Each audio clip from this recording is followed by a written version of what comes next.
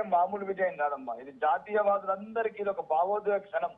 ఎందుకంటే ఈ దేశంలోనే కొందరిని అతి కిరాతకంగా అతి దారుణంగా హింసించింది ఆ ప్రభుత్వం. అంటే అంటే ఇప్పుడు ఈ రోజు అక్కడ ఈ రెండు శాంతి కబోరాలు, ఎందుకంటే అల్లాహో అక్బర్ అని ప్రశాంతంగా అనుకోవచ్చు, జై శ్రీరామ్ అనే నినాదాలు కూడా మారుకోవచ్చు. ముఖ్యంగా ఈ విజయంలో ముస్లింల పాత్ర బాగా గొప్పదమ్మా. ఎందుకంటే ముస్లింలు జాతీయవాదం వైపు నిలిచారు, భారతీయ జనతా పార్టీ వైపు నిలిచారు, బహిరంగంగా అన్నిటిని తెగించి రోడ్లలోకి వచ్చి ప్రచారం చేశారు ముస్లిం సోదరులు, ముస్లిం మహిళలు. కాబట్టి ఇది భారతీయ జనతా పార్టీ అందరి పార్టీ.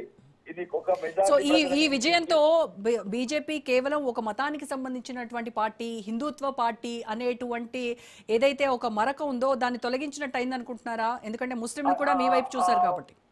అది 100% అండి. ఈ విజయంతో తొలగిపోయింది. దీని ముఖ్యంగా ఈ విజయంలో ఏదైతే జాతీయవాదం ఉన్న ముస్లిం సోదరులందరూ, మరి ముఖ్యంగా ముస్లిం మహిళలకు అందరికి కూడా ప్రత్యేకంగా కృతజ్ఞతలు చెప్పాలి.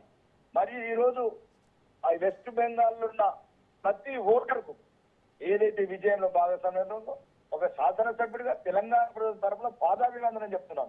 ఎందుకంటే ప్రపంచమంతా ఎదురు చూసింది ఈ పథకం గురించి. ఈ ఒక దేశమే కాదు, ప్రపంచం కూడా ఎదురు చూసింది. కాబట్టి ఎన్ని రోజులు ఏదైతే అరాచక పరిపాలన, ఒక అవినీతి పరిపాలన, ఒక అహంకార పూరితమైన పరిపాలన, మెజార్టీ ప్రజలను ఒక ద్వితీయ శ్రేణి పౌరులుగా హింసించిన ఒక ప్రభుత్వ పాలనకు చరమగీతం పాడారు. కాబట్టి ఈ విజయం మామూలు విజయం కాదు, ఇది దేశ ప్రజలందరూ సంబరాలు చేసుకుంటున్న విజయము. కాబట్టి భారతీయ జనతా పార్టీకి ఇది ఒక అంకె మాత్రమే.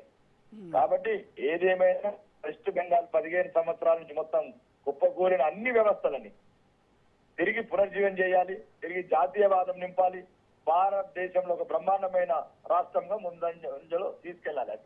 అయితే బెంగాల్లో సందేశ్ ఖాళీ వంటి ఘటనల తర్వాత మహిళా రక్షణ అంశంపై మీరు చేసినటువంటి పోరాటం ఏదైతే ఉందో అదే ఈ భారీ ఆధిక్యాన్ని ఇచ్చిందని అనుకోవచ్చు అంటారా? ఒకటే పోరాటం కాదు, అంటే ఇది కూడా యాడ్ అయింది. అవును, కరెక్ట్. మహిళల కన్నీరు ఊరికనే పోతుందండి. ఒక మహిళల కన్నీరు అరాచకంగా వందలాది మంది ఒక అమాయక మహిళల మీద అత్యాచారాలు చేస్తుంటే సమర్థించిన ఈ గుడ్డి ప్రభుత్వం ఈరోజు సమాధానం చెప్పుకుంది, గుణపాఠం నేర్చుకుంది. ఈ రోజు వరకు కూడా అక్కడున్న ఎవరైతే ఉన్నాడో ఆ మాజీ శాసనసభ ఎన్నిక కూడా వాయిదా వేయడం జరిగింది, అది 21 నాడు. అట్లాంటి దుర్మార్గులందరికీ చరమగీతం భారతం.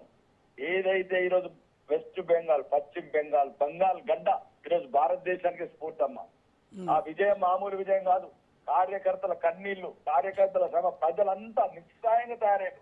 గుండాలు, రౌడీలు, ఒక రకమైన భయానకమైన పరిస్థితి ఇప్పుడుంటది. ఒక్కొక్కడికి వెన్నులో వణుకు పుట్టాలా. ఎవడెవడైతే అక్రమ వలసవాదులు ఉన్నారో ప్రతి ఒక్కరిని ఆ నేల మీద నుంచి తరిమే వరకు బీజేపీ ప్రభుత్వం ఒప్పుకునేది లేదు.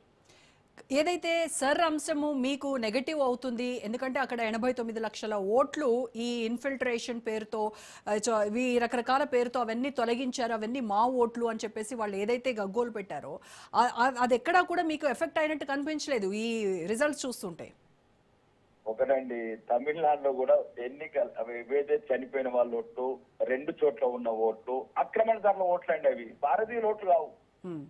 అంటే ఏదైతే బతుకున్న వాళ్ళు కాదు, చనిపోయిన వాళ్ళ ఓట్లు 2 చోట్ల ఉన్న